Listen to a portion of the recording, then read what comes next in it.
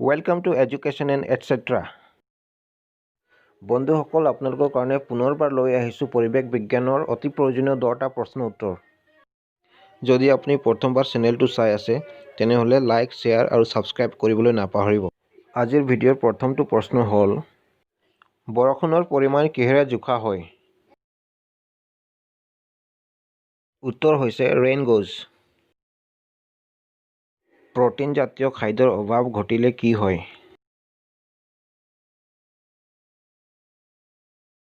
শৰীৰ বৃদ্ধিত ব্যাঘাত জন্মে, মুখমণ্ডল ওখ হয়, চুলি বৰণহীন হয়, ছালৰ ৰোগ হয়, হজম শক্তি কমে ইত্যাদি। কাৰ্বন ডাই অক্সাইড গেছ প্ৰাণীৰ বাবে হানিকাৰক।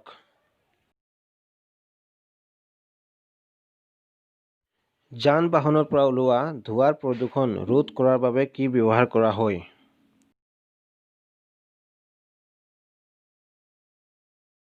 প্ৰদূষক নিয়ন্ত্ৰক ফিল্টাৰ।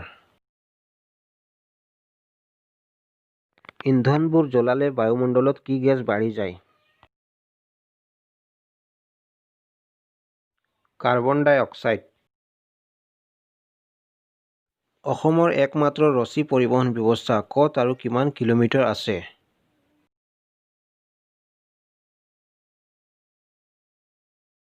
অসমৰ কাৰ্বি আংলঙৰ ডিলাই পাহাৰ আৰু বোকাজানৰ বিলাতী মাটি উদ্যোগৰ মাজত, দৈৰ্ঘ্য ৩৫ কিলোমিটাৰ।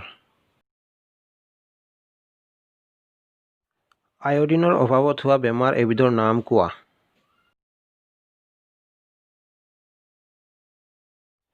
গৰল।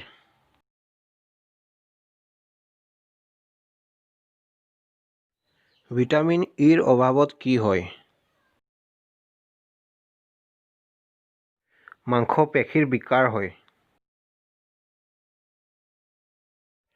লোৰ অভাৱত শৰীৰত কি ৰোগ হয়?